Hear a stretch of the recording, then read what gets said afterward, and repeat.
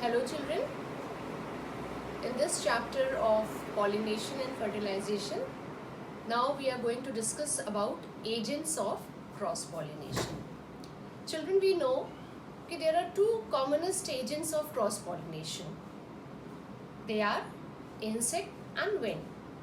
But some of the flowers, they are also pollinated by certain animals and birds such as squirrels, bats, and so on, or even by water in the case of some aquatic plants. So each category has some special features to promote chances of pollination. So there are some of the pollination agents of pollination. First is insect pollinated, that is entomophilous. Entomon means insect and phil means affinity. So these the flower, they usually have the insect pollinated flowers, they usually have some of the following characteristics. So first characteristic is that the flowers, they are usually large, so that they will be easily attracted by the insect. They are brightly colored, then also the insects can easily attract. They usually emit fragrance. They also produce nectar, which is food for the insects also. The pollen grains, they are sticky or spiny. With the result, what happened? They are easily carried by the insects. Stigma is also sticky and doesn't generally hang out from the flower. Another point of this insect pollinated flowers are that these flowers tend to be in clusters, in bunches, to make them conspicuous. Especially we have seen where individual flowers are small. For example, we can see in case of the Dahlia flower. So those are all about the characteristics of insect pollinated flowers. Insect pollinated flowers, they are also known as entomophilous. Second is wind pollinated. It is known as anemophilous. Anemo means wind and phil means affinity, attraction. So these wind pollinated flowers, they usually possesses some of the important features. One of the most important features in this type of flowers, they are very small. They are usually brightly colored and often dull green because they don't have to attract insect. Okay, they do not produce scent or nectar as in case of insect pollinated flowers. Stamens are long and they hang out of the flower. Then it will be exposed to wind. Anthers, they are large and very loosely attached to the filaments, so that if the slightest wind will be there, it will move away. Pollen, they are produced in very large quantities because these pollen grains, they are very light, dry and smooth, so that they can be easily carried away by the wind. Another point is ki stigma, it is feathery and hang out from the flower to trap the pollen grains. Next is water pollinated. Water, that means hydrophilous. Hydro means water, phil means affinity, attraction. So water pollinated flowers, they are found only in aquatic plants. They have some of the characteristic, one of the main characteristic, the pollen grains in these types of flowers, they are produced in very large numbers.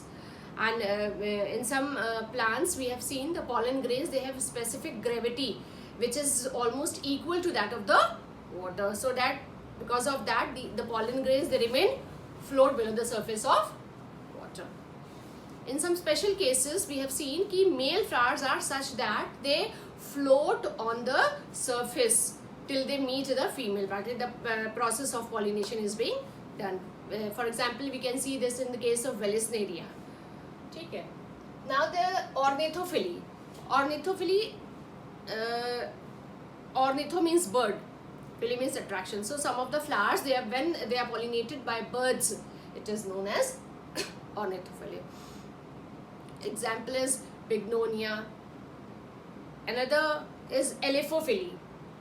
Elephophily, it is also a pollination which is affected by elephants. Elephophily, it is found in Rafflesia, whose flowers are very large and they are found at ground level. In this, the pollen grain of one flower, it gets attached to the feet of that elephant, and it will be easy and it will be carried to the stigma of another flower when trampled by those feet. Okay. Now artificial pollination. Artificial, that means when man himself transfers pollen grain. Okay, so when man himself transfers pollen to the stigma, it is called artificial pollination. In modern times, artificial pollination, it is also known as artificial crossing. In modern times, artificial pollination, it is a practice which is being adopted by some plant breeders. And some of the scientists also, in their efforts to evolve some new types of varieties. So in that case, what they do, they remove the anther in young flowers. When they remove the anthers in young flower, the removal of anther, it is known as emasculation. And then what they do, they cover the flower with plastic bag. Later on, they pollinate such flowers with the pollen from the plant of the desired variety which they want to do. So this is what? Artificial pollination. Now come to some examples of pollination. So first of all, in insect pollinated sweet pea, what happens? Some of the insect, we can take the case of bee.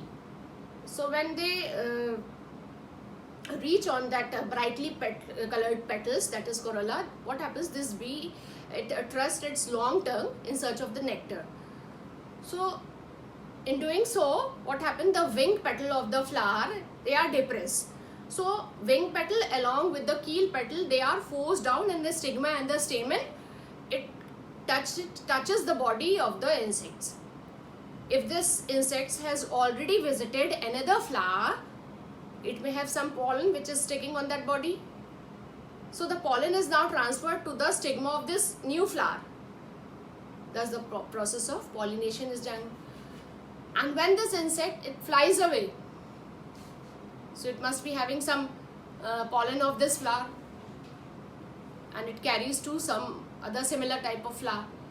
However, if cross pollination doesn't take place, there is every chance of self pollination in this case, because both stamens and the carpels, they are enclosed within the keel and are more or less, they are at the same height or at the same level. So this is what it happens in some insect pollinated sweet pea. Now we can take another case of wind pollinated maize. In wind pollinated, that is in maize, pollination, wind pollinated, so the pollination will be done by wind. Okay, as the wind blows, what happens? The pollen from the outwardly hanging anther, it is blown away very easily, because we know कि in wind pollinated flowers, anthers, they are very loosely attached to the filament, and when even the slightest wind will be there, it will be shaking. So the pollen which is blown by the wind, it may fall on the feathery stigma of the female flower, which is having a large surface for this purpose. The male flowers mature earlier than the females one, so that there are less chance for this self-pollination. This topic is fertilization. Fertilization, it is the union or fusion of male and female gamete.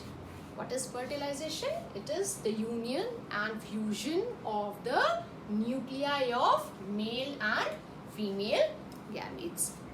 So we have seen in flowering plants, the pollen grains, they are the male gametes. Male gametes are the pollen grains. Okay. And the ovule which is inside the ovary, it is the female gamete. Pollen grain, they are the male gamete, and the ovule which are present inside the ovary, they are the female gamete. Clear this thing? Now the structure of pollen grain. We have seen here that in a mature pollen grain, it is a cell with a double wall. Double wall, that means outer wall is made up of exine and the inner wall, it is made up of intine. Its nucleus, it is already divided into a tube nucleus, this the smaller one, and a generative nucleus which is bigger to it. Okay, generative nucleus, it is male nucleus. So at this stage what happens? The pollen is transferred to the stigma. Why these pollen they are transferred to the stigma? For the process of pollination. So in these changes, further changes happens in pollen grain. It can occur only if it has fallen on the stigma of the plant of the same species. We have already discussed this. The pollination will be possible only if the pollen it has fallen on the stigma of the plant of the same species. So this is all about pollen grain. Now ovule, which is the female gamete. Ovule, it is the inner part of the ovary. Ovule, it is destined to become seed, and ovary to become the fruit, which is containing the seed inside it.